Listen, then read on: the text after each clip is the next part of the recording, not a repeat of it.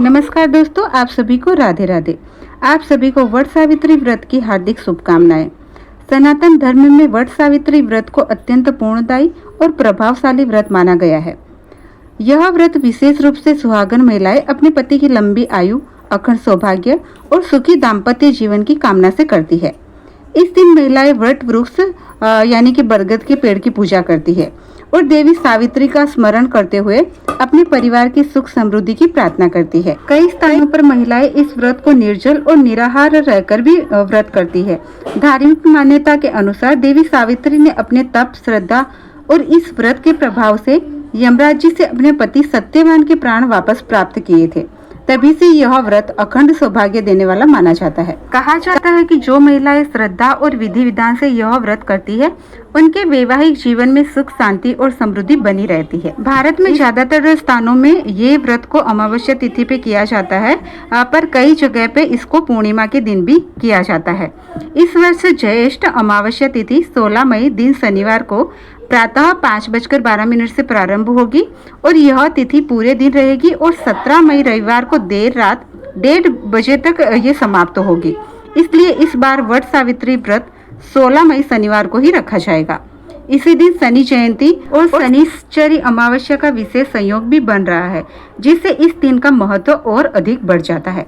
अब बात करते हैं कि पूजा के शुभ मुहूर्त की।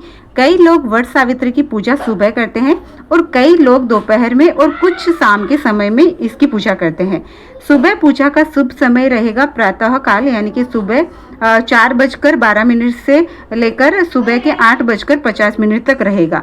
दोपहर में अभिजीत मुहूर्त 11:56 से लेकर 12:49 तक रहेगा, जो पूजा के लिए अत्यंत शुभ माना गया है। वहीं शाम की पूजा का समय शाम 7:04 से रात 8:08 तक रहेगा। ध्यान रखिएगा कि इस दिन राहु काल सुबह 9 बजे से 10:30 तक रहेगा। इस समय पूजा पाठ और शुभ कार्यों से बचना चाहिए। 16 मई को सूर्योदय सुबह 5:49 पर और सूर्यास्त शाम 6:57 पर होगा। वहीं ब्रह्म मुहूर्त सुबह 4:12 से 5 बजे तक रहेगा। यदि संभव हो तो ब्रह्म मुहूर्त में उठकर स्नान आदि से निवृत्त होकर व्रत का संकल्प ले। हाथ में जल, पुष्प और अक्षत लेकर श्रद्धा पूर्वक व्रत प्रारंभ करें।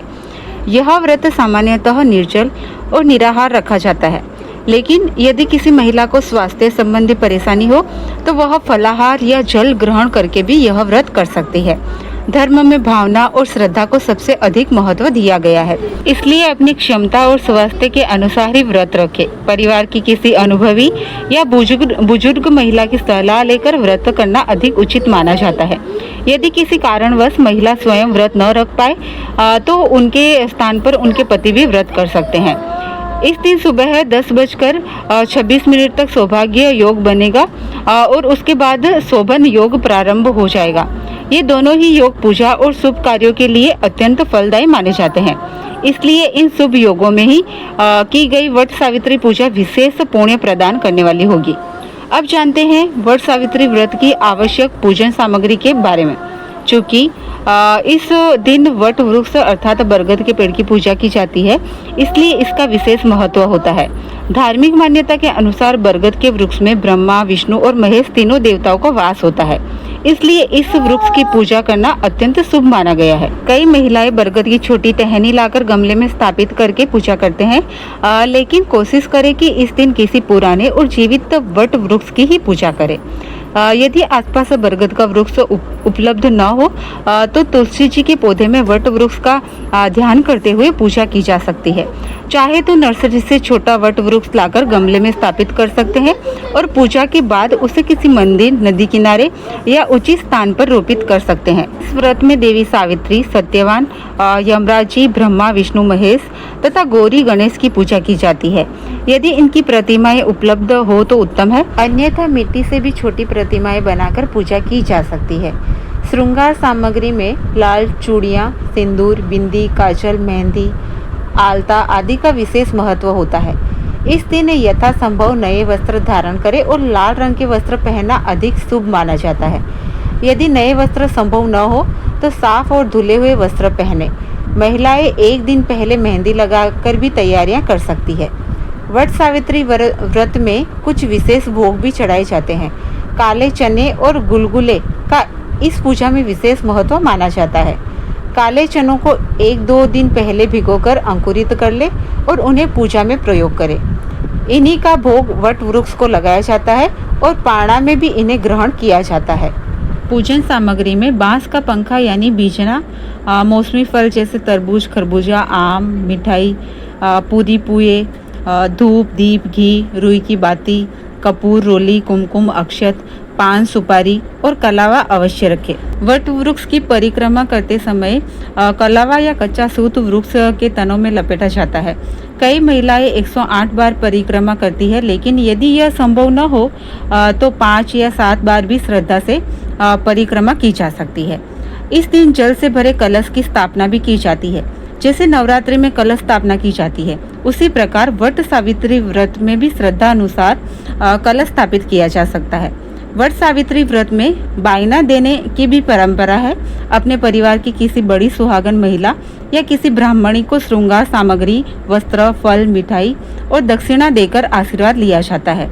यह परंपरा सौभाग्य और समृद्धि का प्रतीक मानी जाती है। पूजा करने के बाद व्रत की कथा सुनना बहुत ही आवश्यक माना गया है। यदि आपके पास कथा की पुस्तक हो तो उससे कथा पढ़े या सुने। पुस्तक न हो तो मोबाइल के माध्यम से कथा सुन सकते हैं। कई स्थानों पर सामूहिक रूप से वट सावित्री की पूजा और कथा का आयोजन भी किया जाता है। वहां जाकर कथा श्रवण करना भी अत्यंत पूर्णदायी माना गया है। ध्यान रखिएगा कि पूजा में सबसे महत्वपूर्ण चीज श्रद्धा और भक्ति होती है। यदि किसी सामग्री का अभाव हो तो उसका मन ही मन ध्यान करके भी पूजा की जा सकती है। भगवान भाव के भूखे होते हैं और सच्चे मन से की गई पूजा अवश्य स्वीकार होती है। तो भक्तों, यह थी वट सावित्री व्रत की संपूर्ण जानकारी, शुभ मुहूर्त और आवश्यक पूजन सामग्री।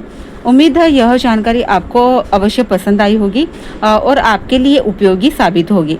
अगर आपको वीडियो अच्छी लगी हो तो वीडियो को लाइक करें, शेयर करें और चैनल को सब्सक्राइब जरूर से करिए। और कमेंट बॉक्स में आपके यहाँ पे ये व्रत अमावस्या पे किया जाता है या पूर्णिमा पे किया जाता है, वो अवश्य बताइएगा। राधे राधे, धन्यवाद।